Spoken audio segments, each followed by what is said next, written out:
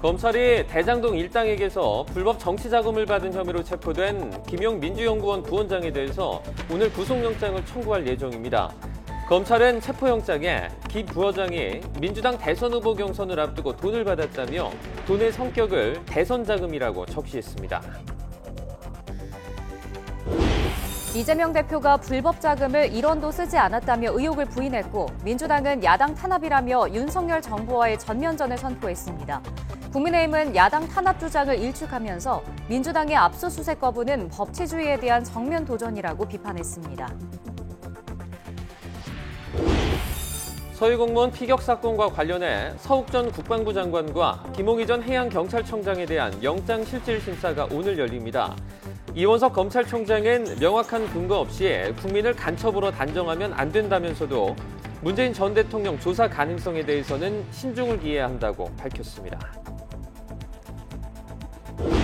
황준국 주 유엔 대사가 북한의 서해 공무원 피격 사건 관련 모든 정보를 공개하라고 촉구했습니다.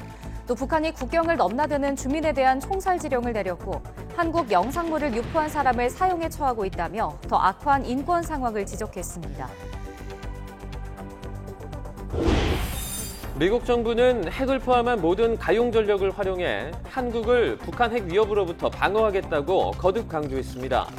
전술핵 재배치와 관련한 주한 미국 대사의 발언은 맥락과 다르게 보도됐다며 모든 대북 문제는 한국과 완전히 협력하고 있다고 밝혔습니다.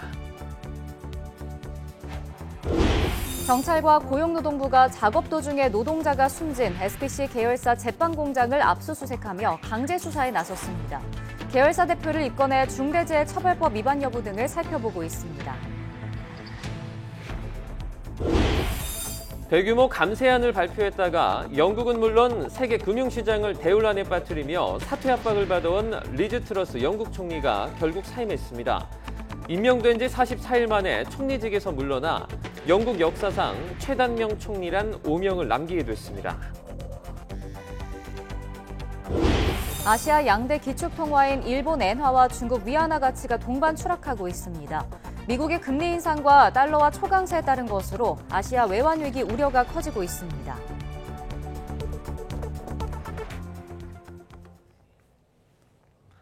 시청자 여러분 안녕하십니까? 10월 21일 금요일 굿모닝 YTN 2부 시작합니다. 이재명 더불어민주당 대표의 측근 김용 민주연구원 부원장의 관련 영장엔 김 부원장이 수수한 돈이 대선 자금이라는 표현이 적시된 것으로 확인됐습니다. 검찰이 김 부원장에게 건너간 돈의 사용처를 일부 파악했고 이재명 대표를 겨냥한 수사라는 걸 분명히 한 셈입니다. 보도에 손효정 기자입니다. YTN이 확인한 김용 민주연구원 부원장의 불법 정치자금 수수 혐의 관련 영장에는 김 부원장이 대장동 일당에게서 거액의 돈을 건네받은 정황이 구체적으로 담겼습니다.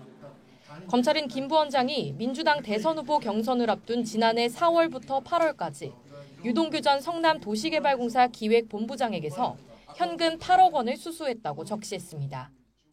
이 돈은 대장동 개발 이익을 가져간 천화동인 사호소 유주 남욱 변호사가 마련해 여러 차례 정민용 변호사를 통해 유 전 본부장에게 전달됐고 최종적으로 유 전 본부장이 김 부원장에게 돈을 건넸다는 게 검찰의 판단입니다.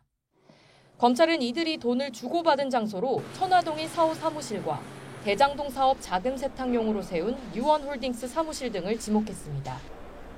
무엇보다 검찰은 김 부원장이 받은 8억 원의 성격을 대선 자금이라고 못 박았습니다. 김 부원장에게 흘러간 불법 자금이 결국 이재명 민주당 대표의 선거 자금 명목이었다고 의심하는 겁니다. 자금 흐름을 따라가던 검찰이 문제의 돈이 어디에 어떻게 사용됐는지 일부 파악한 것으로 풀이됩니다. 이재명 불법 대선 자금 수사 이렇게 봐도 되겠습니까? 일단 불법 자금 수수 부분에 대해서 수사를 하고 그 자금의 성격이라든지 이런 부분에 대해서도 또 사용처나 하는 것도 수사가 이루어질 것이라고 생각하고 있습니다. 검찰의 이러한 판단은 특히 유 전 본부장의 진술이 결정적인 단서가 된 것으로 알려졌습니다. 검찰은 구체적인 자금 흐름과 관련해선 수사가 한창 진행되고 있다면서도 유 전 본부장 진술 외에도 관련된 모든 증거를 확보하기 위해 최선을 다했다고 설명했습니다. 또 법원에서 체포영장이 발부된 만큼 어느 정도 김 부원장의 혐의가 소명된 것으로 판단한다고 덧붙였습니다. 김 부원장을 체포해 강도 높은 조사를 진행한 검찰은 체포 시한인 오늘 오전 안에 구속영장을 청구할 방침입니다. YTN 손효정입니다. 네, 조금 전에 들어온 속보입니다. 검찰이 불법 대선 자금 수수 혐의로 체포한 김영 민주연구원 부원장에 대해서 구속영장을 청구했다는 소식이 들어왔습니다. 서울중앙지방검찰청은 정치자금법 위반 혐의로 체포된 김 부원장에 대해서 구속영장을 청구했다고 밝혔습니다. 김 부원장은 더불어민주당 대선 후보 경선을 앞둔 지난해 4월부터 8월까지 유동규 전 성남도시개발공사 본부장에게서 불법 대선 자금 8억 원을 받은 혐의를 받고 있습니다. 네, 검찰은 대장동 개발 이익을 가져간 천화동인 4호 소유주 남욱 변호사가 유동규 전 본부장의 측근 정민용 변호사를 통해서 여러 차례 현금을 전달하면 이 유 전 본부장이 이를 받아서 김 부원장에게 건넸다고 보고 있습니다. 네, 이 검찰은 돈을 건넨 대장동 일당도 정치자금법 위반 혐의로 함께 입건을 했고 김 부원장이 8억 원을 실제 이재명 민주당 대표의 대선 자금으로 썼는지도 계속 수사할 방침입니다. 또 김 부원장이 과거 성남시 의원 시절부터 대장동 일당과 유착 관계에 있었다고 의심하고 불법으로 받은 돈이 더 있을 가능성도 들여다보고 있습니다. 김영 민주연구원 부원장에게 불법 대선 자금을 건넨 혐의를 받는 유동규 전 성남도시개발공사 본부장이 구속기한 만료로 출소한 지 하루 만인 오늘 대장동 배임 뇌물 사건 재판에 출석합니다. 유 전 본부장은 오늘 오전 서울중앙지방법원에서 열리는 대장동 사건 재판에 피고인으로 출석해야 합니다. 지난해 10월 구속 기소된 유 전 본부장이 불구속 상태로 법정에 출석을 하는 건 처음인데 오늘 재판에선 정영학 회계사의 증인신문이 진행될 예정입니다. 더불어민주당 이재명 대표는 자신을 겨눈 검찰 수사를 야당 탄압으로 규정하고 대선 때 불법 자금은 1원도 쓴 일이 없다고 밝혔습니다. 민주당은 일단 법제사법위원회를 제외하고 국정감사를 재개했는데 당내에선 예견됐던 사법 리스크라는 우려의 목소리도 터져나왔습니다. 보도에 박기환 기자입니다. 최측근 김영 부원장 체포와 검찰의 민주연구원 압수수색 시도로 당이 벌집을 쑤신 듯한 혼란한 상황에서 이재명 대표가 직접 입장 표명에 나섰습니다. 국정감사 도중 야당 중앙당사를 압수수색하는 일은 사상 처음이라며 정치가 아니라 탄압이라고 날을 세웠습니다. 조작으로 야당을 탄압하고 정적을 제거하고 그리고 정권을 유지하겠다 이런 생각 버려야 합니다. 우리 의원 여러분들께서 함께 힘 합쳐서 민주주의를 지켜내고 대장동 자금 8억여 원이 대선 자금으로 쓰였을 수 있다는 의혹도 일축하며 김영 부원장의 결백을 믿는다고 강조했습니다. 대선 자금 운운하는데 불법 자금은 1원 본 일도 쓴 일도 없습니다. 저는 여전히 그의 결백함을 믿습니다. 이 대표는 긴급의원총회와 긴급최고위원회의를 연달아 개최하며 당내 동요를 맡고 대여투쟁 단일 대우 결속에 주력했습니다. 당 지도부도 검찰 수사를 강하게 규탄하며 이 대표를 적극적으로 엄호했습니다. 야당 당사 침탈, 야당 탄압, 정치 보복 즉각 중단하시기 바랍니다. 5년 임기 금방 갑니다. 세상 공짜 없습니다. 뿌린 대로 거두게 돼 있습니다.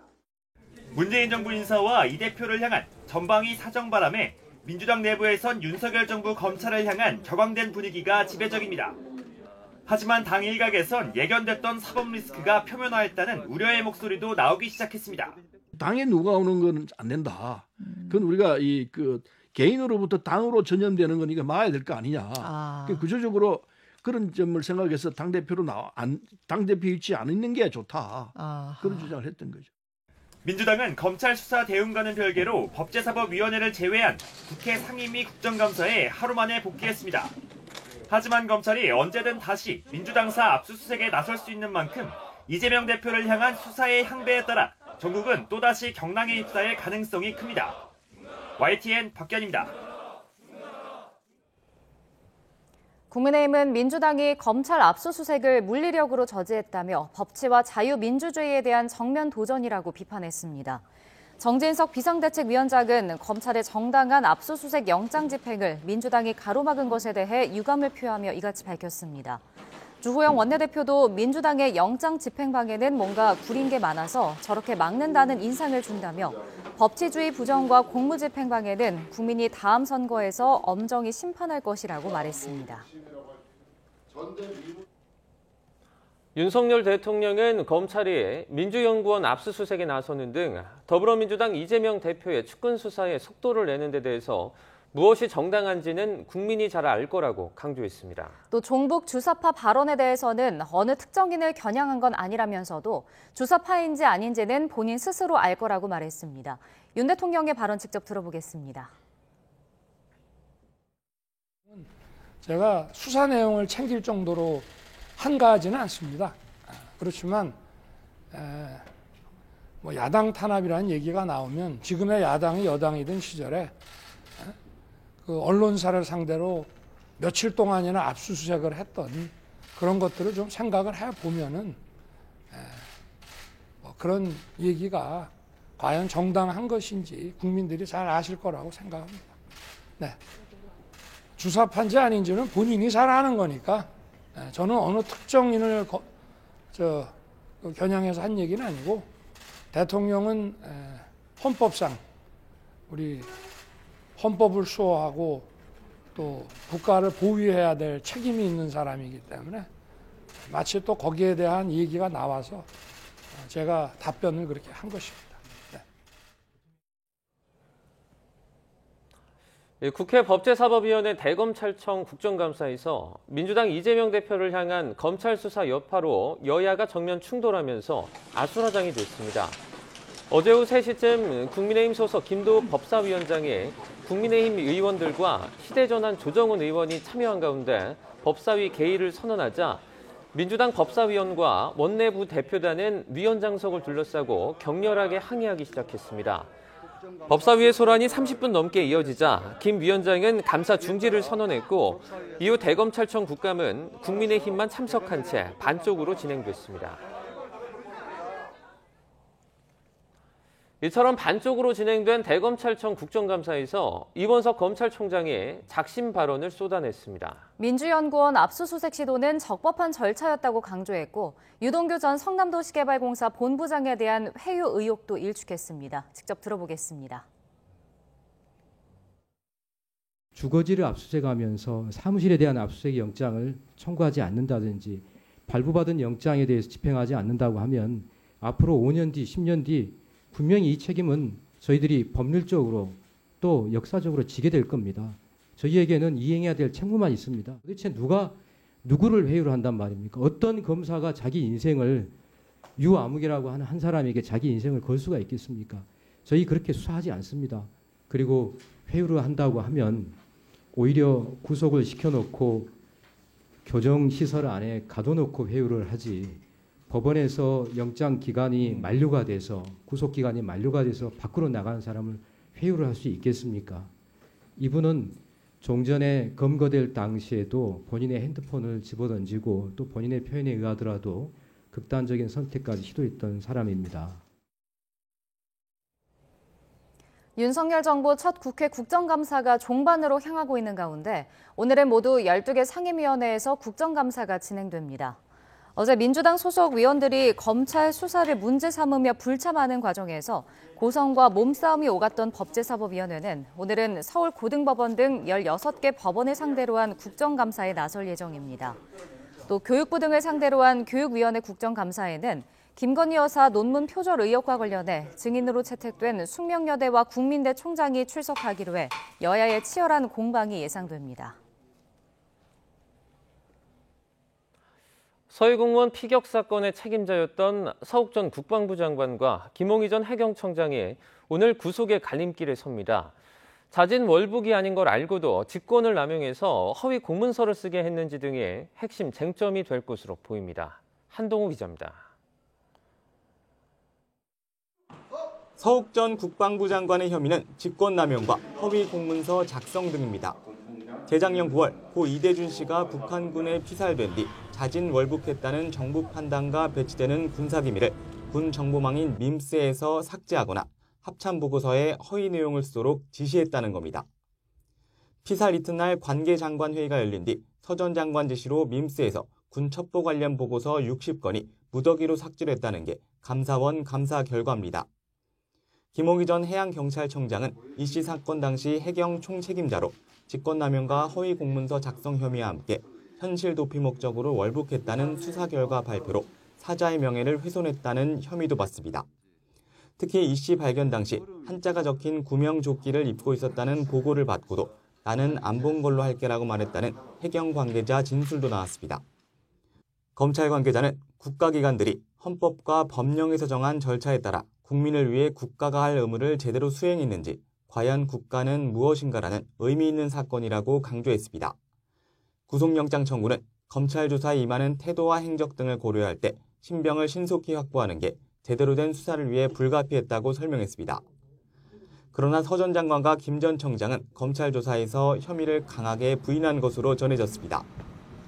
구속심사의 주된 쟁점은 허위성 인식 여부가 될 것으로 보입니다. 이들이 허위라는 걸 인식하고도 자진 월북 프레임을 갖고 직권을 남용했는지, 어떤 진술과 물적 증거로 뒷받침됐냐에 따라 구속 여부가 달렸다는 겁니다. 공공수사를 담당했던 부장검사 출신 변호사는 직권남용에 있어 절차상 삭제하면 안 되는 정보를 삭제하게 시켜 의무 없는 일을 하게 했는지, 즉 정보 처리 절차의 부당성도 핵심이 될 거라고 강조했습니다. 결국 정당성을 주장하는 피고인들과 허위성을 강조하는 검찰 주장 가운데 재판부가 어떤 논리에 손을 들어줄지가 관건이 될 것으로 보입니다. YTN 한동우입니다. 이원석 검찰총장은 대검찰청 국정감사에서 서해 피격 사건에 대해 국가가 생명을 지켜주지 못한 국민에 대해서 명확한 근거 없이 간첩이라고 단정하는 것은 큰 상처가 될 수 있다고 말했습니다. 다만 문재인 전 대통령에 대한 서면 조사를 검토해야 하지 않느냐는 질문에는 일체의 다른 고려 없이 수사를 하는 것이 원칙이라면서도 국가와 국민을 대표하던 자리에 있던 만큼 신중에 신중을 기해야 한다고 생각한다고 답했습니다. 유엔 총회에 참석한 우리나라 대표는 서해 공무원 피격 사건과 관련된 모든 정보를 공개할 것을 북한에 촉구했습니다. 미국은 한반도 전술핵 재배치와 관련해서는 모든 방어 역량을 동원해 한국에 확장 억제를 제공하겠다는 기존의 약속을 재확인했습니다. 워싱턴에서 권준기 특파원입니다. 유엔 총회 제3위원회 일반 토의에 참석한 황중국 주유엔 대사는 정해진 발언 시간이 끝나기 직전 서해 공무원 피격 사건을 언급했습니다. 사건과 관련된 모든 정보를 공개하고 이 같은 일이 반복되지 않도록 보장할 것을 북한에 촉구했습니다. Unarmed ROK civilian was killed by the DPRK military in the Yellow Sea in September 2020. We urge the DPRK to disclose all relevant information. 황 대사는 북한이 코로나19 이후 엄격한 방역 지침을 적용해 국경으로 가는 주민을 총살하기도 했다고 말했습니다. 또 2년 전 만든 반동사상 문화 배격법을 거론하며 한국 영상물을 소지하거나 배포한 주민을 사형에 처하기까지 한다고 고발했습니다. Anyone found possessing or distributing media content from the Republic of Korea reportedly faces imprisonment or even the death penalty. 악화된 북한 인권 상황에 대한 황 대사의 공개 발언은 최근 북한 인권 결의안 협의 과정에 한국이 동참한 것과도 관련이 있다는 분석입니다. 우리나라는 지난해까지 3년 동안 북한 인권 결의안에 이름을 올리지 않았지만 가치 외교를 강조하는 지금 정부의 기조에 따라 올해는 동참할 가능성이 높은 것으로 관측됩니다. 이런 가운데 미 국무부와 국방부 브리핑에서는 남한의 핵무장과 관련한 질문이 나왔지만 미국은 기존에 약속한 확장 억제를 재확인하며 전술핵 재배치나 핵 공유에 대한 직접 언급을 피했습니다. 특히 국무부 고위당국자는 바이든 대통령이 미국의 모든 방어 역량을 동원해 한국에 확장 억제를 제공하겠다는 약속을 했다고 거듭 강조했습니다. 워싱턴에서 YTN 권중입니다. 미 국무부 고위당국자는 최근 한반도 전술핵 재배치 주장은 무책임하다고 비판을 한 골드버그 주한 미국 대사의 발언이 맥락과 다르게 보도됐다고 말했습니다. 국무부 고위당국자는 웬디 셔먼 부장관의 일본 방문 일정 브리핑에서 전술핵 재배치 문제와 관련한 미국의 정책은 달라진 게 없다며 미국은 모든 대북 문제에 있어서 한국과 협력을 하는데 완전히 전념하고 있다고 밝혔습니다. 앞서 골드버그 대사는 관훈클럽 토론회에서 전술핵에 대한 이야기가 이 푸틴에서 시작이 됐든 김정은에게서 시작이 됐든 무책임하고 위험하다며 긴장을 낮추는 데 도움이 되지 않는다고 말해 전술핵 재배치에 부정적인 의사를 밝혔습니다. 북한의 9.19 군사합의 위반과 탄도미사일 발사 등 일련의 도발로 한반도 긴장이 높아진 가운데 주한미군 특수전사령부가 한미 특수부대 야간 연합훈련 모습을 공개했습니다. 주한미 특전사는 SNS에 지난 12일 한국 특수부대와 야간 연합훈련을 펼쳤다며 한미 특수부대는 국토수호를 위한 전투 대비 태세를 증강하며 역량을 연습했다고 훈련의 내용을 설명했습니다. 그러면서 한미 특수부대원들이 야간 투시경을 쓰고 건물을 수색하는 모습 등을 담은 사진 여러 장도 함께 게시했습니다. 경찰과 고용노동부가 SPC 계열사 빵 공장에서 20대 노동자가 숨진 사건과 관련해 첫 강제 수사에 나섰습니다. 고용노동부는 SPC 계열사 대표를 입건해 중대재해처벌법 위반 여부 등을 들여다보고 있습니다. 보도에 김혜린 기자입니다. 경기 평택에 있는 제빵업체 SPL. 경찰과 고용노동부가 SPC 계열사인 이 회사 사무실과 공장을 압수수색했습니다. 지난 15일 이곳 제빵 공장에서 일하던 23살 노동자가 샌드위치 소스 혼합기에 끼어 숨진 지 닷새 만입니다. 고용노동부는 이번 사고가 혼합기 끼임 방호장치 등 기본적인 안전조치가 없어 일어난 것으로 보고 있습니다. 혼합기 9대 가운데 7대의 방호장치가 없었고 덮개도 열어놓은 거로 드러나 안전보건관리 체계가 제대로 작동됐는지 확인하고 있습니다.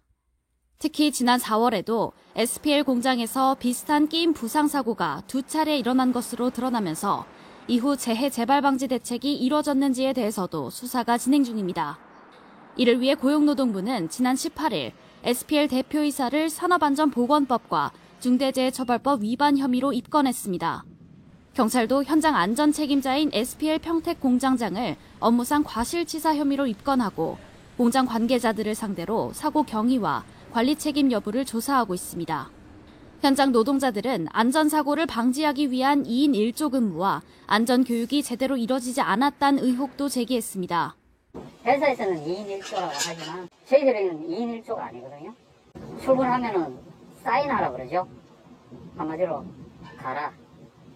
노동부는 해당 의혹에 대해서도 조사한다는 방침이지만 2인 1조 근무가 현행법상 규정된 내용은 아닌 만큼 사측이 작업 위험성을 알고 예방 조치로 2인 1조 근무 규정을 만들고도 지키지 않았는지 등이 쟁점이 될 것으로 보입니다. YTN 김혜린입니다. 영국은 물론 세계 금융시장에 큰 혼란을 일으킨 감세한 발표로 극심한 후폭풍에 시달려온 리즈 트러스 영국 총리가 사임했습니다.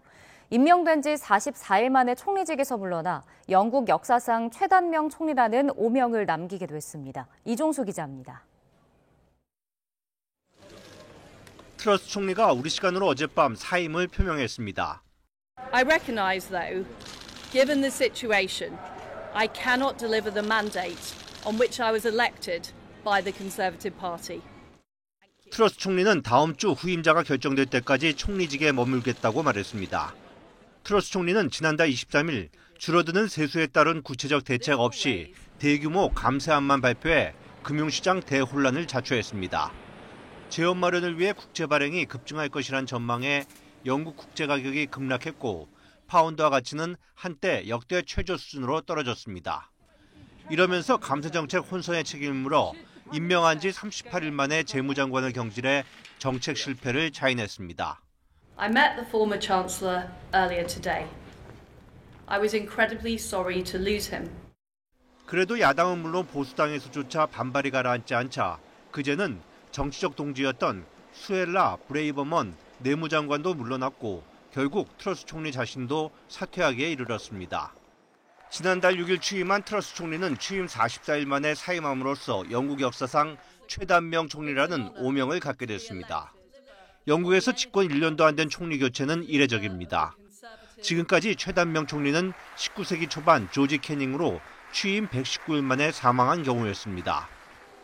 트러스 총리는 보수당의 상징 마거릿 대처 전 총리를 추앙하며 철의 여인을 꿈꿨지만 감세 정책 실패만으로 허망하게 권좌에서 물러났습니다. YTN 이종수입니다. 미국의 금리 인상과 달러와 초강세 영향 등으로 아시아 외환 시장에 경고음이 잇따르고 있습니다. 아시아의 양대 기축통화로 꼽히는 일본 엔화와 중국 위안화 가치가 각각 달러 대비 32년과 14년 만에 최저로 무너졌습니다. 보도에 김상우 기자입니다. 요즘 한국은 물론 중국과 일본 등 아시아 외환 시장은 하루가 멀다 하고 요동치는 달러 대비 자국 통화환율 때문에 말 그대로 총성 없는 전쟁터입니다.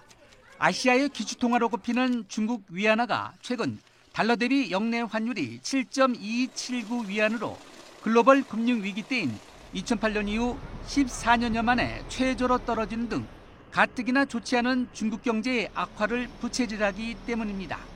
또 위안화와 함께 아시아 양대 기축통화인 일본 엔화 역시 가치 하락이 심화하면서 무역 적자폭 확대 등 경제에 악영향을 주고 있기 때문입니다.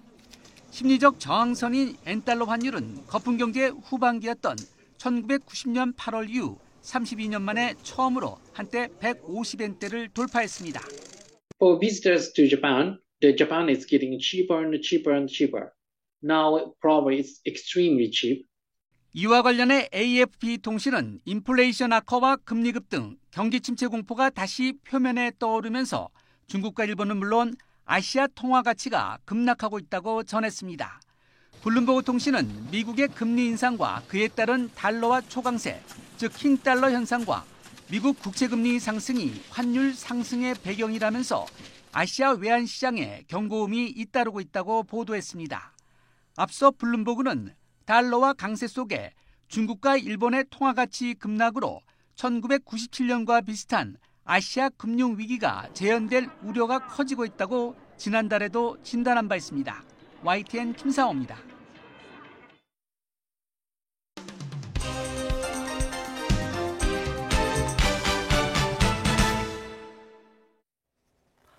네, 10월 21일 금요일입니다. 오늘 아침 신문은 어떤 소식을 다뤘는지 짚어보겠습니다. 이현웅 아나운서가 주요 내용 정리해왔습니다. 어서 오세요. 안녕하십니까?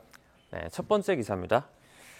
네, 이재명 민주당 대표의 최측근으로 꼽히는 김용 민주연구원 부원장이 이제 체포가 됐습니다. 조금 전에 그리고 속보로 전해드렸는데요.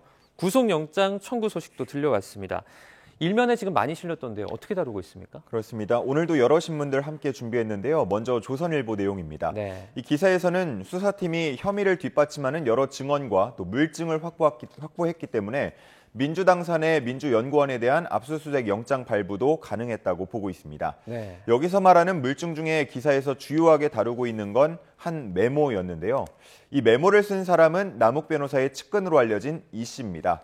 이 씨가 주변에 돈을 전달하는 역할을 했는데 이때 언제 어디서 누구에게 얼마를 줬는지 등을 메모에 상세히 기록해뒀다고 합니다. 네. 따로 보관하고 있던 이 메모를 최근 수사팀에 제출했다고 하는데요. 그동안 대장동 관계자들이 진술한 내용과 대부분 일치했다고 합니다. 한편 한국일보에는 김용 부원장이 8억 원 이외에도 2014년 1억 원을 더 받았다는 진술도 나왔다고 전하고 있었는데요.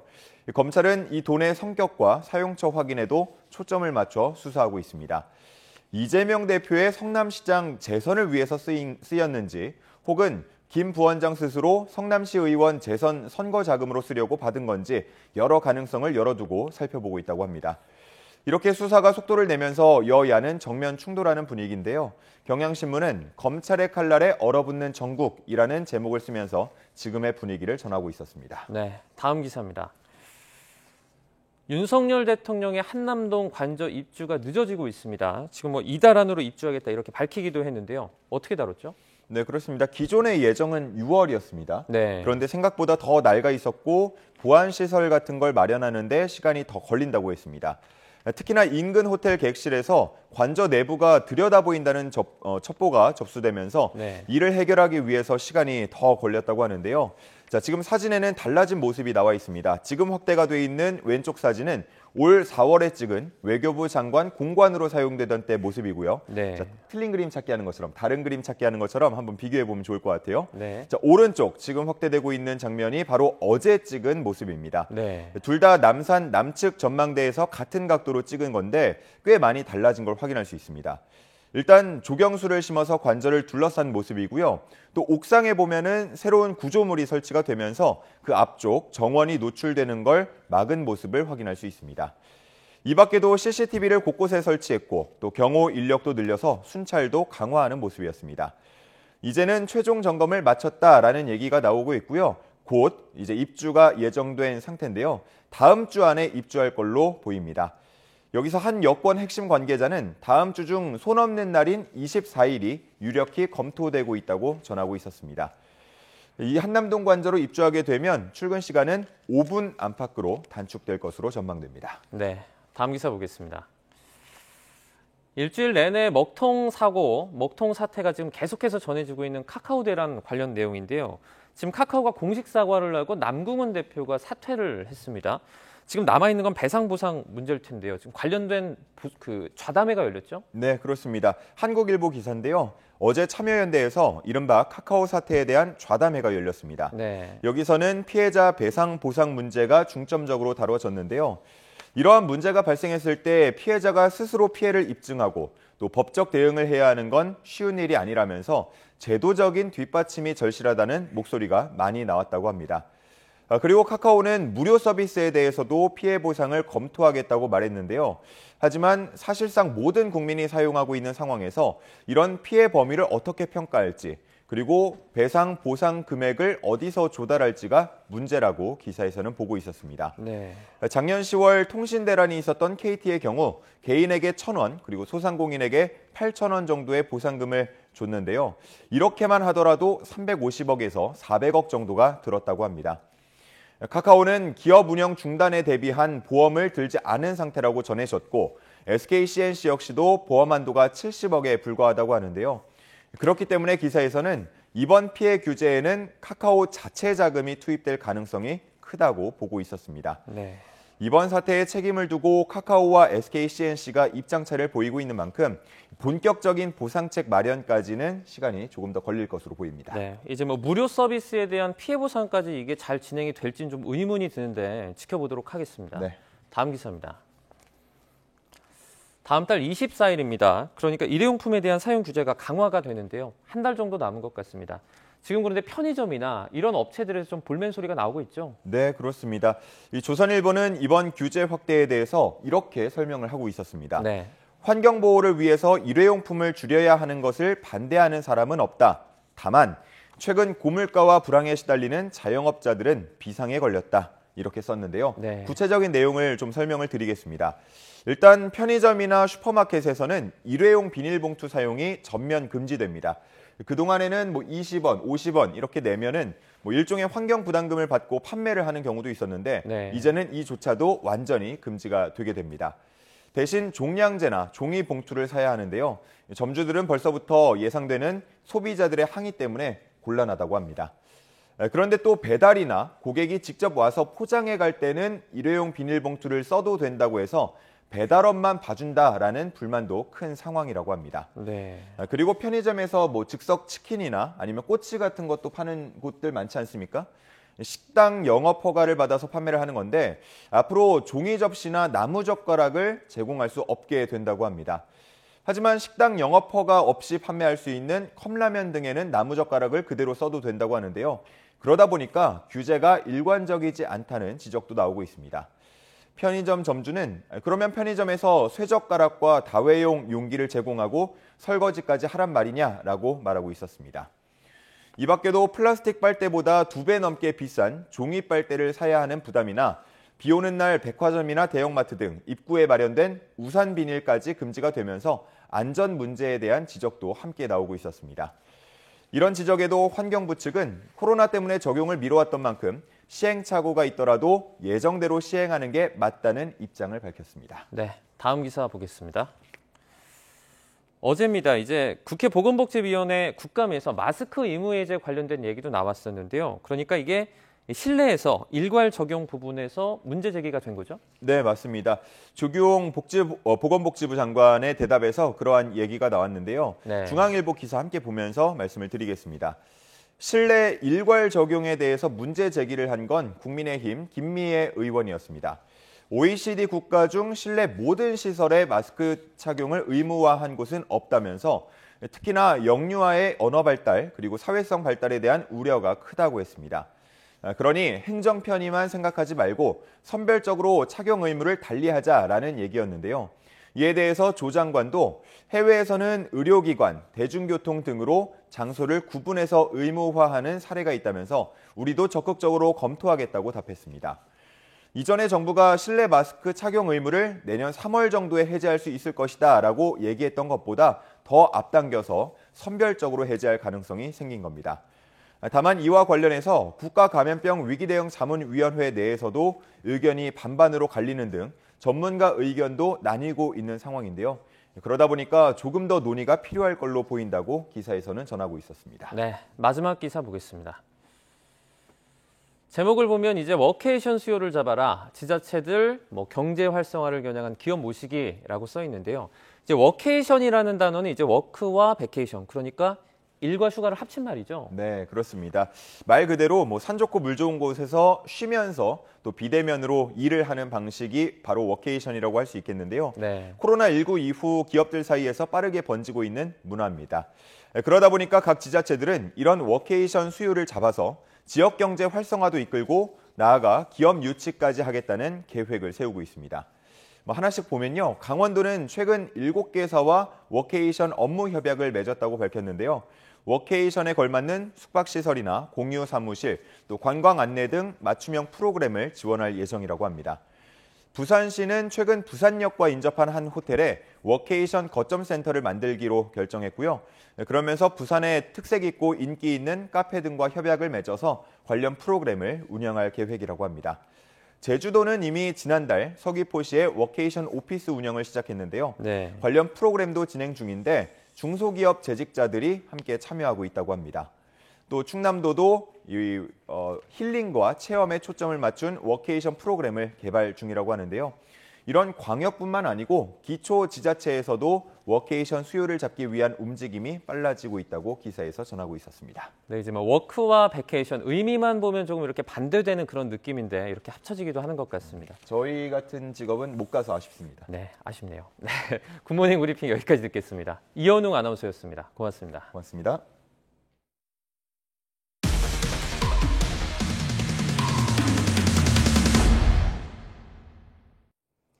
여행업협회에 이어 관광업 중앙회에서도 코로나 사업과 관련해 수상한 수의 계약이 있었던 것으로 YTN 취재 결과 확인됐습니다. 한국관광협회 중앙회가 추지한 수천만 원의 방역 사업을 회장 아들 회사가 수의 계약 형태로 따낸 것으로 드러났습니다.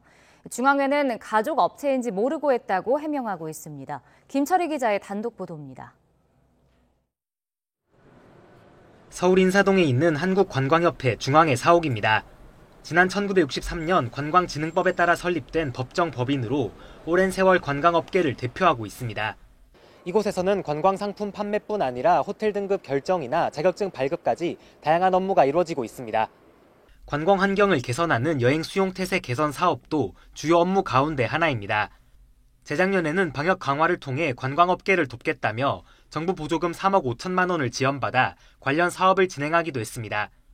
그런데 이 과정에서 관광협회 중앙회 회장 A씨의 아들 회사가 특혜성 계약을 맺은 정황이 포착됐습니다. 당시 사업계약 관련 자료를 보면 중앙회가 상반기 방역물품 제작 사업을 위해 B업체와 7천만 원짜리 수의 계약을 맺었습니다. 그런데 알고 보니 이 업체 대표자는 중앙회 회장을 맡은 A씨의 아들이었습니다. A씨가 경영하는 호텔 지하에 본사를 두고 있는 아들의 업체는 방역과는 무관한 목제품 도매업 회사로 등록돼 있습니다. 건축 관련 자재를 유통하는 가족 회사에 국비 지원 사업을 맡긴 이유는 무엇일까? 중앙회 측은 당시 코로나19로 방역 물품을 구하기 어려운 상황에서 가장 싼 가격으로 기한을 맞출 수 있는 곳이 해당 가족 업체였다고 해명합니다. 이미 방역 물품을 거래해온 실적이 있었던 데다 가족 규업이라는 것을 모르는 상태에서 계약을 추진했다는 겁니다. 이렇게 수출하고 있고 하는 거를 준비한 거를 알고 아마 중앙에서 연락이 왔던 것 같아요. 시스템이 내가 개입할 수도 없고. 문체부 역시 모니터링을 통해 몇 달 뒤 가족 기업이 수의 계약을 따낸 사실이 인지했지만 이 같은 업체 해명을 받아들여 별다른 조치를 하지 않았습니다. 굉장히 힘든 상황이어서 아마 그때 당시에는 20년도에 이제 저희 담당자들 판단에서는 이제 그런 부분에 대한 가만히 좀 있었던 것 같습니다. 하지만 국민 세금으로 나간 보조금을 가족 기업에 건넨 것 자체가 문제라는 지적이 나옵니다. 관리 감독을 도대체 어떻게 했는지 정말 답답한 심정입니다. 다시는 이러한 일이 발생하지 않도록 철두철미하게 진상 규명하여 일벌백계로 다스려 공정함이 무엇인지 보여줘야 한다고 생각합니다. 코로나라는 특수 상황이긴 하지만 정부 입장에서 특혜성 거래 자체까지 감안해야 하는 건지 분명히 따져볼 필요는 있어 보입니다. YTN 김철입니다. 지난 여름 윤석열 대통령이 강력범죄를 줄이기 위해 모든 경찰관에게 권총을 하나씩 지급하는 방안을 마련하라고 지시했습니다. 경찰청이 관련 예산을 20배 넘게 늘렸지만 총기 지급 확대로 인한 범죄 예방 효과는 크지 않다는 국회 입법조사처 연구 결과가 나왔습니다. 강민경 기자의 단독 보도입니다. 행정안전부 경찰국 신설로 경찰의 반발이 이어지던 지난 7월. 윤석열 대통령은 서울 신촌지구대를 직접 방문했습니다. 이 자리에서 흉악범죄를 막아야 한다며 모든 경찰관에게 권총 한 자루씩을 지급하는 방안을 검토하라고 지시했습니다. 여기서 뭐 정리가 안 된 사람들은 서대문서 형사과로 또 보내잖아. 예, 그렇습니다. 네, 여기가 바글바글하면 아주 힘든 데라. 이후 경찰청의 움직임은 빨랐습니다. 먼저 매년 5,000정의 총기를 사서 5년 안에 1인 1총기 시대를 열겠다는 계획을 세웠습니다. 이를 위해 내년 권총 구입 예산도 올해보다 26배 늘린 38억 5천만 원을 편성해놨습니다. 각 경찰서에 보관 중이던 미사용 권총은 이미 지구대와 파출소에 지급했습니다. 경찰도 흉악범에 대한 강력한 대응을 위해서는 1인 1총기 소지가 필요하다는 입장을 확고히 갖고 있습니다. 그런데 취재 결과 국회 입법조사처에서는 최근 다른 내용의 연구 결과를 내놓았습니다. 우선 1인 1총기 지급을 위해서는 앞으로 192억 원의 추가 예산이 필요한데 그렇다고 흉악범죄가 줄어들 거라고 보기는 어렵다고 지적했습니다. 또 권총의 무게 때문에 기동력 차원에서도 손해인데다 총기 관리 책임의 부담도 늘어날 거라고 분석했습니다. 입법조사처는 경찰관의 극단적 선택을 포함한 총기 사고의 위험도 우려했습니다. 미국 국립의학도서관에 올라온 경찰 자살 비교 분석 자료를 보면 총기 사용이 비교적 자유로운 미국의 경우 극단적 선택을 한 경찰관 10명 가운데 9명이 총기를 수단으로 선택한 걸로 나타났습니다. 입법조사처는 총기 보급 확대보다는 테이저건과 가스총의 활용 범위를 늘리는 게 더 효과적이라고 평가했습니다. 오히려 이런 훈련이라든지 이런 총기에 대한 이런 자격 기준 이런 것들을 더욱더 강화하는 것이 필요한 시점이다. 이런 말씀을 드리겠습니다. 최근 발생한 대표적 흉악범죄인 신당역 살인사건에서 알 수 있듯이 범죄 피해자에 대한 확실한 보호 조치와 빠른 대응이 더욱 절실한 걸로 보입니다. YTN 강민경입니다. 오늘도 완연한 늦가을 날씨가 이어지겠습니다. 아침 추위도 어제보다는 한결 덜한데요. 현재 서울 기온은 9.4도로 어제 같은 시각보다 3도가량 높게 출발하고 있고요. 한낮에는 기온이 19도까지 오르면서 선선함이 감돌겠습니다. 다만 일교차가 10도 안팎으로 크게 벌어지니까요. 옷차림에 각별히 신경 써주시기 바랍니다. 오늘은 전국 하늘에 구름 많다가 오후부터 날이 흐려지겠고요. 아침까지 내륙 곳곳으로 서리가 내리는 곳이 있겠고 안개가 짙게 끼는 곳이 많겠습니다. 또 오후부터 밤 사이에는 강원 산간에 빗방울이 떨어질 수 있겠습니다. 오늘 야외 활동 계획하신다면 초미세먼지에 대한 주의가 필요하겠습니다. 현재 경기와 충남 지방을 중심으로 초미세먼지 농도가 짙게 나타나고 있는데요. 오늘 인천과 경기 남부, 충남 지방은 종일 나쁨 수준을 유지하겠고 서울 등 그 밖의 중서부와 전북 지방은 오전과 밤한때 일시적으로 공기가 탁해지겠습니다. 현재 기온 살펴보겠습니다. 현재 서울 기온 9.4도, 광주는 9.1도를 나타내고 있습니다. 낮 기온은 어제와 비슷해 선선하겠습니다. 서울 한낮 기온 19도, 대전도 19도, 대구는 21도가 예상됩니다. 주말인 내일과 휴일 모두 큰 추위 없이 선선한 늦가을 날씨가 이어지겠고요. 일요일과 월요일 사이에는 동해안 지역에 비가 내리겠습니다. 또 다음 주 초반에는 또다시 반짝 추위가 찾아올 전망입니다. 지금까지 날씨 정보였습니다.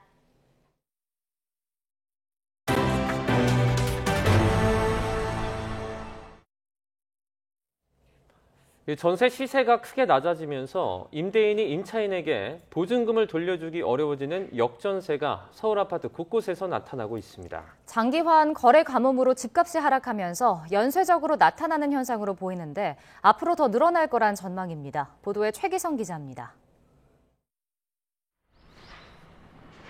서울 은평구에 있는 400세대 규모 아파트입니다.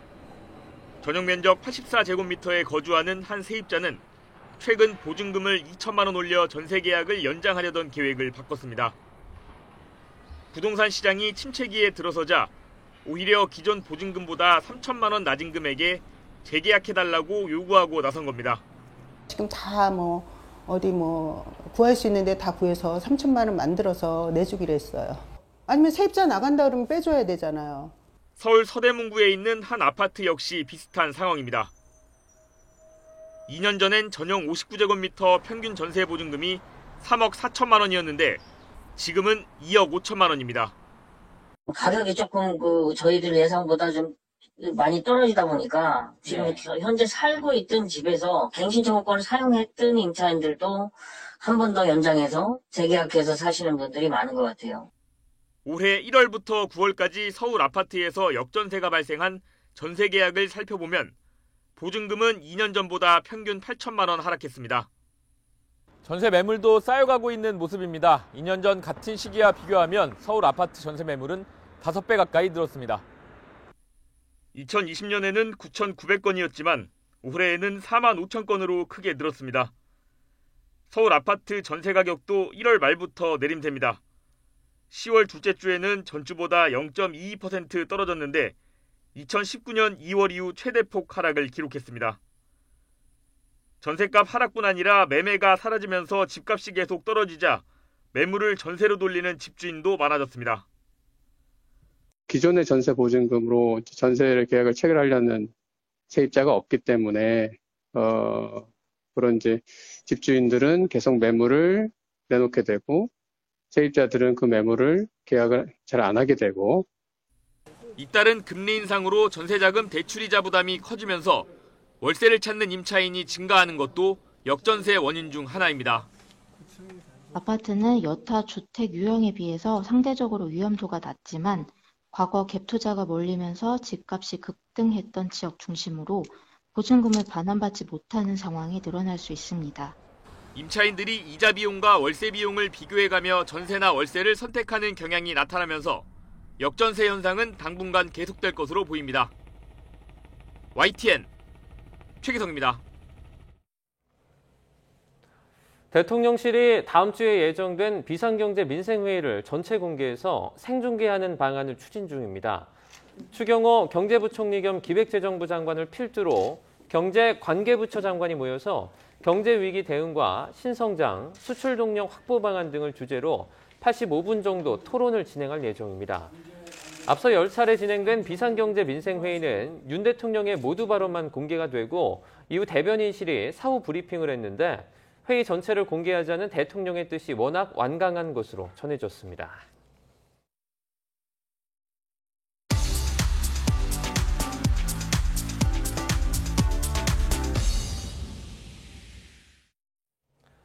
경제 소식을 빠르게 알려드립니다. 오늘 굿모닝 경제는 이인철 참 좋은 경제연구소장과 함께하겠습니다. 어서 오십시오. 어서 오세요.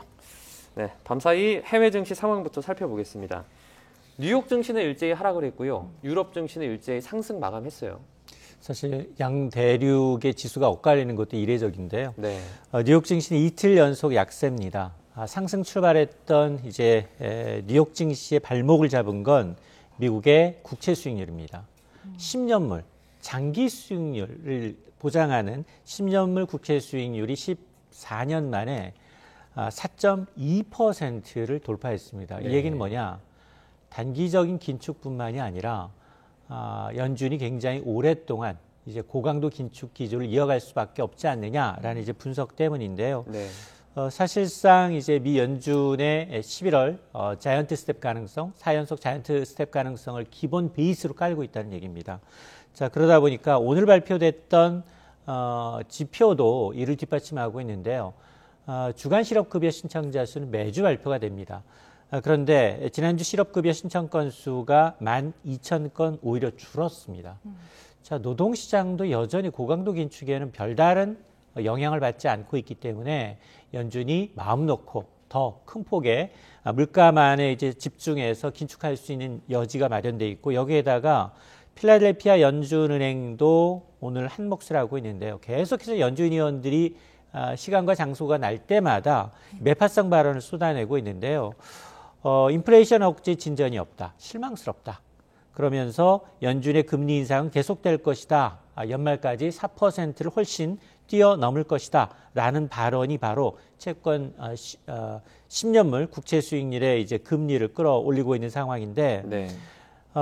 사실 실질적으로 이 부동산 지표는 좋지 않아요.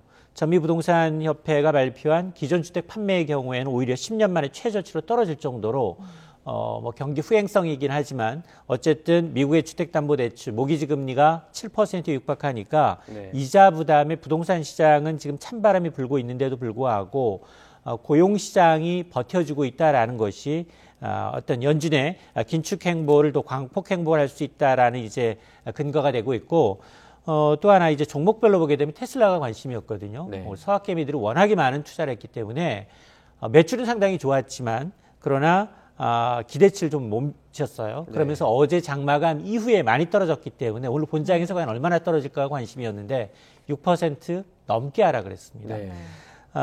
이 달러는 이제 소폭 약세를 나타냈고요. 국제유가가 또 심상치 않은데 국제유가 반등했는데 중국 때문이에요. 중국이 지금 해외 입국자의 코로나 바이러스 격리 기준을 다소 완화하는 것을 검토하고 있다는 소식이 나왔거든요. 네. 이렇게 되면 이제 가장 수요가 많은 중국의 어떤 봉쇄가 풀리게 되면 국제유가 수요가 좀 올라가지 않겠느냐라는 반응 때문에 오늘 뉴욕 사무거래소 거래된 11월 인도분 서부 텍사스산 중진리의 경우는 배럴당 85달러까지 올라갔고요. 뭐 유럽 증시는 아시다시피 트러스트 총리의 사임 소식이 네. 오히려 호재로 작용을 하고 있습니다. 네. 지금 종목 중에서 테슬라 이야기를 좀 해주셨는데 뭐 매출은 좋게 나왔지만 주가가 폭락했잖아요. 근데 항공주들 같은 경우는 3분기 깜짝 실적도 발표하고 주식도 오르지 않았나요? 그렇습니다. 일단 테슬라는 사상 최대 매출이에요. 테슬라는 이 코로나 국면에서도 차량 평균 가격을 올렸어요. 대당 평균 $8,000 이상 올렸어요. 네. 그러니까 매출은 사상 최대를 찍었는데 그 매출조차도 기대치에 못 미쳤어요. 3분기 동안 36만여 대의 이 전기차를 생산을 했는데 정작 판매한 건 34만 대에 그쳤습니다. 네. 2만 대를 재고를 갖고 있다는 거예요. 그 원인을 보니까 매출의 절반을 차지하고 있는 중국 시장에서 수요가 줄고 있어요.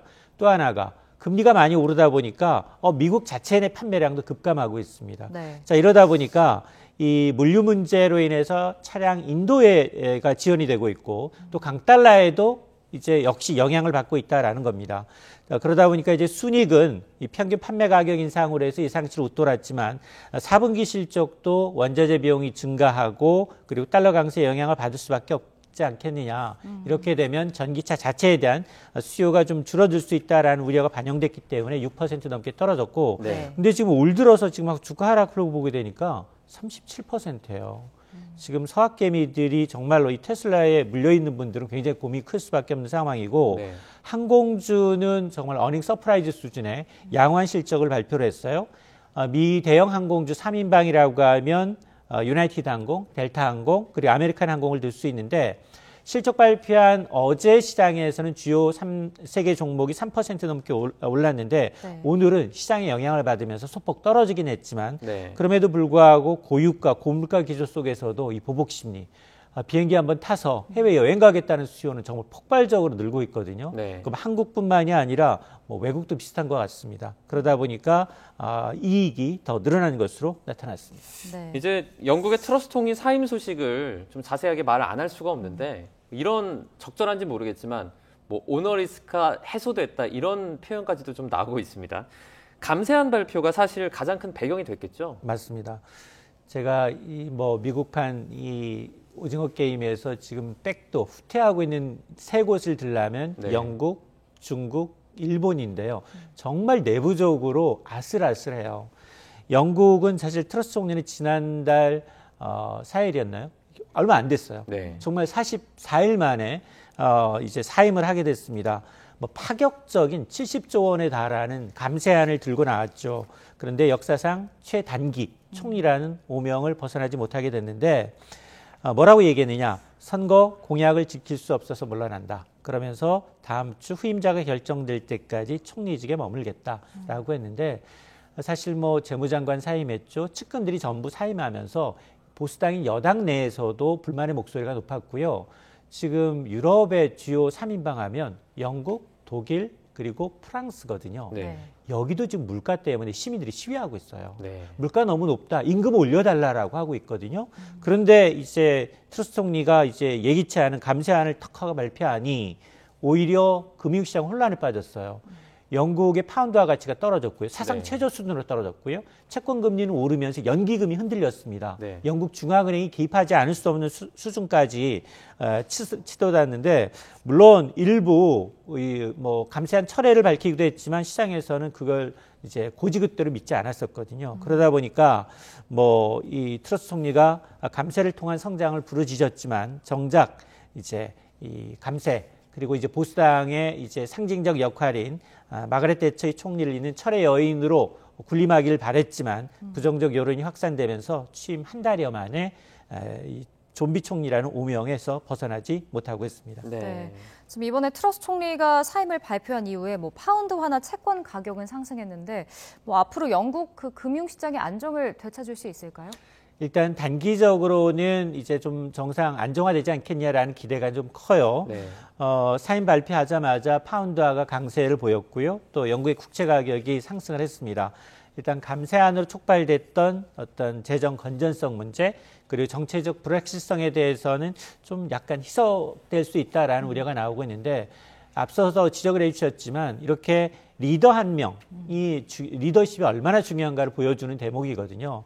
근데 지금 차기 총리가 누가 될 것이냐가 관건이에요. 네. 아마 다음 주 중으로 트러스 총리 후임을 뽑는 절차가 개시될 것으로 보입니다. 근데 여기에 대해서도 지금 사실은 영국은 의원 내각제거든요. 다수당인 보수당이 이제 이 총리 뽑는 선거 이뤄지겠지만 지금 야당인 노동당은 반대하고 있어요.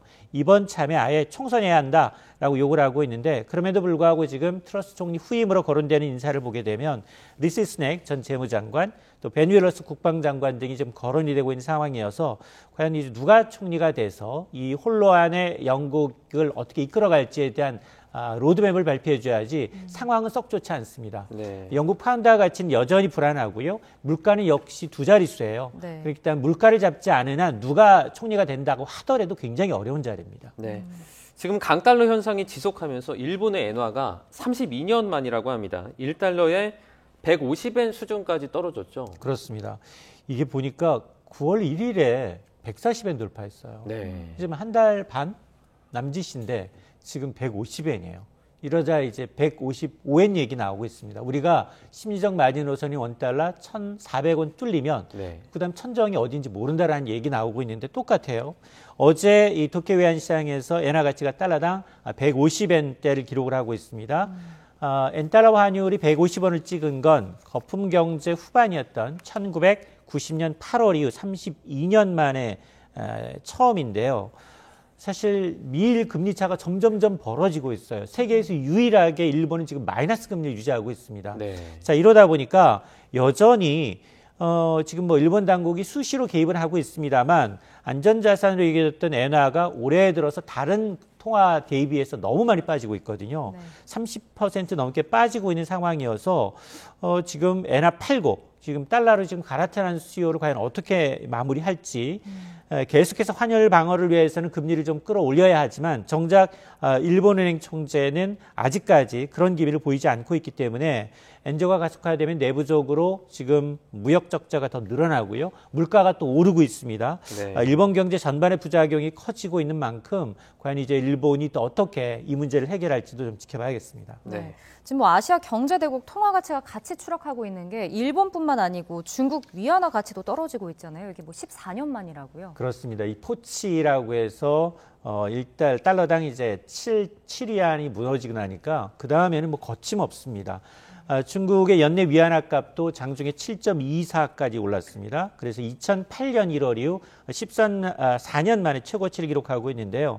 하필이면 시진핑 이제 국가주석 사면임을 이제 공식화하는 전국 이제 대표대회의가 진행 중인 가운데 지금 코로나19 확산되고 있죠. 중국 경기 침체 우려가 고조되고 있습니다. 자, 이런 상황에서 이제 이 중국의 위안화 가치가 이제 속수무책으로 떨어지고 있는 상황인데 중국은 이제 부동산이 굉장히 위험해요. 금리를 조금만 올릴 경우 이게 지금 드러날 수 있습니다. 자, 그러다 보니까 위안화 방어를 위해서는 이제 금리를 동결하고 오히려 지금 이 경기를 방어하는 쪽으로 가고 있는 상황인데 그 문제는 뭐냐? 이렇게 아시아권에서 가장 통화 비중이 높은 중국의 위안화 그리고 일본의 엔화가 동시에 추락하게 되면 블룸버그가 앞서 뭐라고 지적을 하고 있느냐? 이 양대 국가의 통화 가치 하락은 1997년과 같은 아시안 제2의 외환위기로 재현될 가능성이 높다라는 겁니다. 그러면서 여기 뭐라고 얘기했느냐.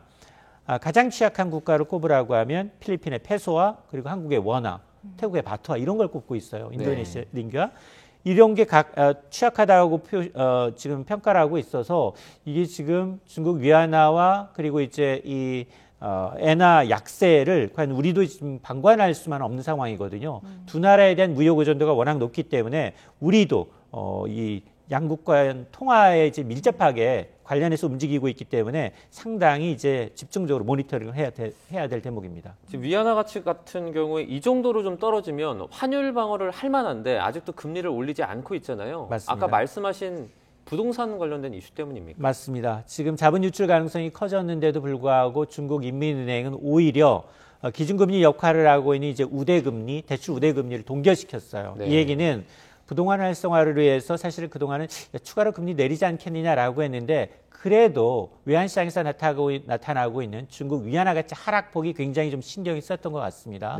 그럼에도 불구하고 지금 다 만들어 놓고 준공하지 않고 지금 방치된 부동산이 어마어마하거든요. 자, 미분양이 많이 남아 돌고 있다라는 건 금리가 1%만 오른다 하더라도 이게 부동산이 전체 경기에 미치는 영향이 상당하기 때문에 아마 이제 중국도 상당히 위안화 방어 쪽으로 이제 신경을 써야 할지 아니면 이제 내수 경기를 회복하기 위해서 부동산을 좀 살리는 쪽으로 가야 될지에 대해서 고민해야 되는 대목입니다. 자, 9월 생산자 물가가 작년보다 8% 상승을 하면서 22개월 연속 올랐습니다. 한국은행이 민간 소비가 이제 증가하는 게 앞으로 이제 둔화할 거다라고 예상을 했는데 그럼 뭐 물가도 오르고 소비도 줄기 때문에 경기는 악화할 수밖에 없는 것 아닌가요? 그렇습니다. 사실 그 9월 생산자 물가 지수, 우리가 이제 생산자 물가 지수, 수입 물가 지수, 그리고 여기다 이제 기대 인플레이션까지, 그러니까 이제 미래 아직은 반영되지 않은 물가 지표인데. 좀 들쑥날쑥해요. 사실 9월 생산자 물가 지수도 한 달 만에 다시 상승세로 돌아섰는데 우리가 이제 우려했던 게 가스, 전기 요금 인상이거든요. 이런 것들, 여기다 환율도 좋지 않고요. 이런 것들이 그대로 반영이 되고 있습니다. 9월 생산자 물가 지수가 8월에 비해서 0.2% 올랐고요. 그런데 1년 전과 비교하게 되면 말씀하셨던 것처럼 8% 올랐는데 22개월 연속 오른세입니다. 이게 생산자 물가라는 게 기본적으로 빠르면 1개월, 뭐 늦어도 한 석 달 정도 시차를 두고 소비자 물가에 반영된단 말이에요. 자, 그러다 보니까 앞으로 물가 상승폭이 더 커질 수 있지 않느냐라는 우려가 나오고 있는데요. 지금 그나마 지난달에는 국제유가 하락했음에도 불구하고 원자재 가격이 좀 오르고 또 환율 상승이라고 하면 이번 달은 국제유가가 또 오르고 있어요. 원유 감산한다라는 소식 때문에. 자, 이렇게 이어진다면 물가 상승 압박은 더 커질 수밖에 없는 대목입니다. 지금 뭐 많은 분들이 또 관심 있어 할 부분이 예금 금리 부분일 겁니다. 저축은행 예금 금리가 지금 6.5% 되는 상품이 나왔는데요. 오픈런이 이어지고 있다고 하죠? 맞습니다. 이번 주 월요일에는 서울 시내 한 은행에서 연 7%, 7% 예금을 단 하루만 팔았어요. 그 상한 한도는 얼마 정도 한도도 됐습니까? 없었어요. 한도가 없습니까? 그래서 이제 우리가 오픈런이라고 하죠.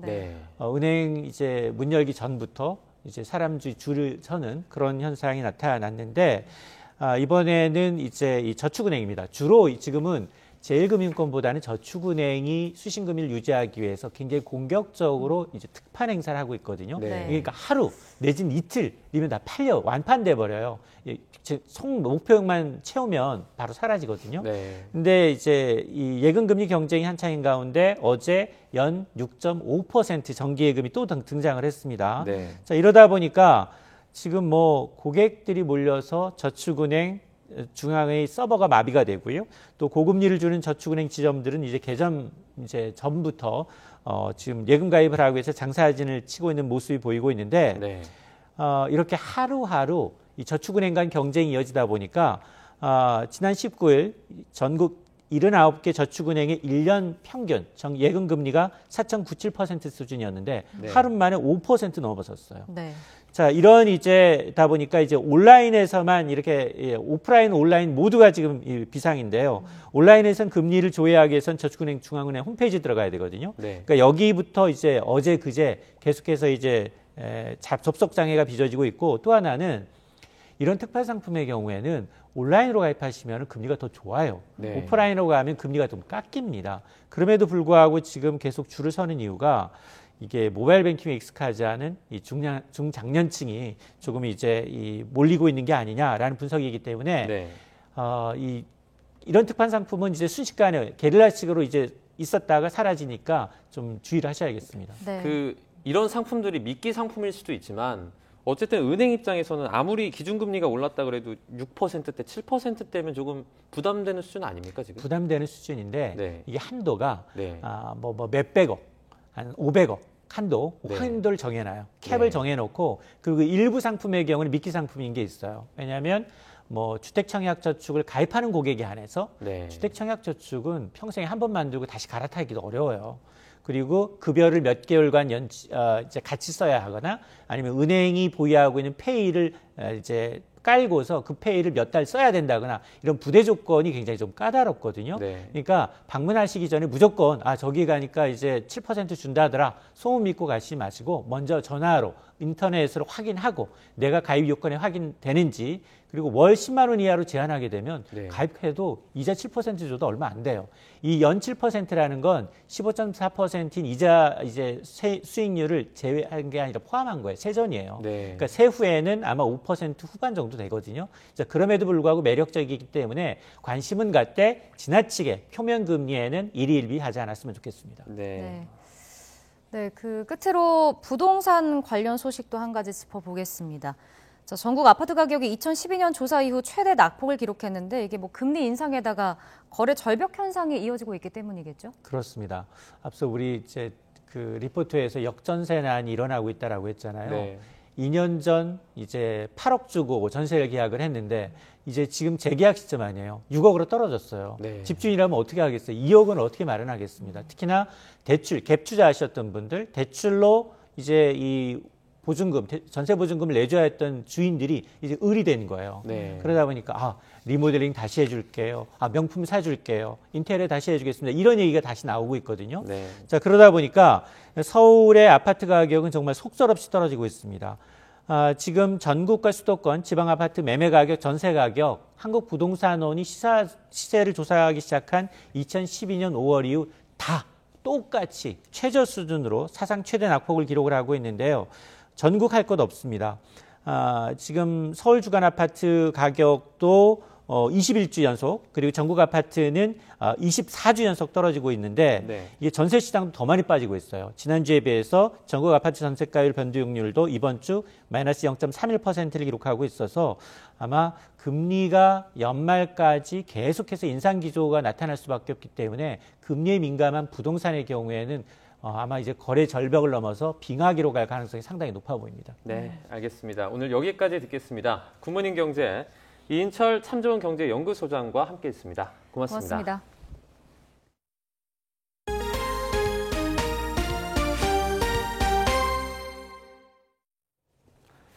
학생 수는 매년 줄어드는데 과밀학급은 오히려 늘면서 교육당국은 임시 해결책으로 모듈러 교실을 확대하고 있습니다. 하지만 학생 안전 우려로 곳곳에서 반대에 부딪히고 있는데요. 실제 조사해보니 모듈러 교실 10곳 중 7곳은 스프링클러도 설치되지 않은 것으로 드러났습니다. 김연아 기자입니다. 대전 용산초 집단 등교 거부 사태가 일주일 가까이 이어지고 있습니다. 정원이 400명인 학교에 학생 1,200명을 배정하고는 조립식 건물인 모듈러 교실에서 수업을 받게 하자 학부모들이 반발한 겁니다. 저희는 3개층이고요. 3개층이면 통로 하나로다가 애들이 250명이 나와야 돼요. 불나면. 위로는 아예 올라가지도 못하고요. 학부모들의 우려는 기우가 아니었습니다. 전국에 설치된 모듈러 교실 119곳 가운데 화재 초기 진화에 필수인 스프링클러 설치 교실이 단 32곳에 그쳤습니다. 지역 교육청별로 편차도 컸는데 서울과 부산, 대전은 스프링클러가 잘 돼 있었지만 모듈러 교실이 가장 많은 경기도는 29곳 중 단 2곳에만 설치됐고 대구와 충북, 충남, 경북 등도 설치율이 현저히 낮았습니다. 화재 시 바로 대피하기 어려운 2층 이상 교실도 3분의 2는 스프링클러가 없었습니다. 모듈러 교실은 지난해에야 학교 건물과 같은 소방시설 기준을 적용하기로 정해졌는데 대부분 4층 이하라 스프링클러 설치 대상에 포함되지 않은 겁니다. 소음과 진동 문제 역시 많이 해결했다지만 불만과 우려도 여전합니다. 전국에 있는 모듈러가 천차만별이에요. 특히 스프링클러 문제가 매우 심각하고요. 또 친환경 소재로 모듈러 교실을 만들어야지 우리 부모님들 입장에서는 아이를 안전하게 학교에 보냈는데 그런 문제도 많이 부족한 것 같습니다. 논란 속에서도 교육부는 앞으로 학교 신축 시 모듈러 교사를 우선 도입하는 등 관련 정책을 확대할 예정입니다. 학생 수 변동에 따라 교실을 쌓았다가 없앴다가 대응이 쉽다는 것 때문인데 전면 도입을 강행하기 전에 모듈러 교실의 품질과 안전 기준을 한층 강화하고 장단점을 꼼꼼히 제시하려는 노력이 필요해 보입니다. YTN 김연아입니다. 고병원성 조류 인플루엔자 중앙사고수습본부는 최근 인천 옹진군 백령도와 충북 충주 영덕천, 경남 김해 사촌천의 야생조류를 검사한 결과 H5형 조류 인플루엔자 항원이 발견됐다고 밝혔습니다. 고병원성 여부가 확인되기까지는 사흘에서 닷새가 걸릴 것으로 보입니다. 중수본은 올해 유럽과 미국에서 고병원성 조류 인플루엔자 발생이 급증했고 겨울 철새가 국내에 본격적으로 건너오기 시작했다며 방역수칙 준수와 즉각적인 신고를 당부했습니다. KT가 프로야구 준플레이오프 4차전에서 키움의 역전승을 거두고 벼랑 끝에서 탈출했습니다. 시리즈 전적 2승 2패로 팽팽히 맞선 두 팀은 토요일 경기 장소를 고척돔으로 옮겨 마지막 5차전 경기를 갖습니다. 보도에 김상익 기자입니다. 경기는 거의 매회 점수가 나는 타격전이었습니다. 플레이오프까지 단 1승을 남긴 키움이 이정우의 선취 타점과 상대 수비 실책으로 먼저 2점을 뽑자 KT가 곧바로 반격에 나섰습니다. 3회 강백호가 키움의 두 번째 투수 한현희로부터 솔로 홈런을 뽑아내면서 추격에 시동을 걸었고 5회 알포드와 박병호가 연속 타점으로 2점을 보태면서 경기를 3대2로 뒤집었습니다. 6회에는 심우준과 배정대가 추가 타점으로 5대2까지 달아났습니다. KT는 7회 키움이 2점을 뽑으면서 한 점 차까지 바짝 추격해왔지만 이어진 7회 말 공격에서 황재균의 담장을 맞추는 2타점 2루타 등으로 석점을 올리면서 승패를 갈랐습니다. 키움은 8회 김희집의 투런포로 2점 차까지 다시 따라붙었지만 승패를 다시 뒤집기에는 역부족이었습니다. 모든 선수들이 힘내서 이길 수 있어서 너무나 기분 좋고 이런 좋은 기운을 가지고 5차전까지 갈 수 있어서 기분 좋습니다. KT는 경기 초반 흔들렸던 선발 투수 소형준이 안정을 찾으면서 추가 실점 없이 마운드를 지켜준 게 승부를 마지막 5차전으로 몰고 가는 원동력이 됐습니다. 후회에 안 남게 좀 던지자, 그리고 또 잘해왔으니까 그 자부심을 가지고 마운드에서 던지려고 서로 투수들끼리 얘기도 많이 했기 때문에 5차전에서도 또 투수들이 좋은 모습 보여줄 거라고 믿고 있습니다. 반면 4차전에서 끝내고 싶었던 키움은 잘 던지던 선발 정찬원을 한 박자 빨리 2이닝 만에 교체하면서 불펜을 조기 투입했던 게 결과적으로 오히려 대량 실점의 빌미가 됐습니다. 사실 많이 타선이 안 터지는데 그 고민들을 타자들이 오늘 많이 해결해 주면서 투수들이 좀 편하게 던진 것 같습니다. 일단 5차전까지 갔으니까는 5차전에 총적전 펼쳐가지고 꼭 이길 수 있도록 하겠습니다. 시리즈 전적 2승 2패로 균형을 이룬 두 팀은 토요일 고척돔에서 가을 야구를 이어갈 단 한 팀을 가르는 마지막 5차전 경기를 갖습니다. YTN 김사익입니다. 주말을 앞둔 오늘도 일교차 큰 가을 날씨가 이어지겠습니다. 현재 서울 기온은 8.9도로 어제 같은 시각보다 3도가량 높아 쌀쌀함이 덜하고요. 한낮에도 19도까지 올라 선선하겠습니다. 다만 출근길 중부 내륙을 중심으로 가시거리 200m 미만의 짙은 안개가 낀 곳이 많습니다. 차간 거리를 넉넉히 두고 서행하시기 바랍니다. 오늘은 전국 하늘에 구름이 많다가 날이 점차 흐려지겠습니다. 아침까지 내륙 곳곳에는 서리가 내리는 곳이 있겠고요. 오후부터 밤사이 강원 산간에는 빗방울이 떨어질 수 있겠습니다. 날이 풀리자마자 어김없이 초미세먼지가 발생입니다. 현재 대기 정체로 인해 경기와 충남 지방을 중심으로 공기가 탁합니다. 오늘 이 지역은 종일 초미세먼지 농도 나쁨 수준을 유지하겠고 서울 등 그 밖의 중서부와 전북 지방은 오전과 밤 한때 일시적으로 초미세먼지가 짙게 나타나겠습니다. 현재 기온 살펴보겠습니다. 서울 8.9도, 대전 6.3도를 나타내고 있습니다. 오늘 낮 기온은 어제와 비슷해 선선하겠습니다. 서울 19도, 광주와 대구는 21도가 예상됩니다. 주말과 휴일 모두 완연한 가을 날씨가 이어지겠습니다. 다만 일요일에는 동해안 지방에 비 예보가 있고요. 이후 다음 주 초반에는 또다시 반짝 추위가 찾아올 전망입니다. 연일 맑은 날씨가 이어지면서 대기는 점점 건조해지고 있습니다. 주말 동안 산을 찾으신다면 불씨관리 철저히 해주시기 바랍니다. 지금까지 서울 상암동에서 YTN 원희다입니다. 금요일 아침 굿모닝 YTN은 여기까지입니다. 잠시 후 뉴스라이더가 방송됩니다. 시청해주신 여러분 고맙습니다.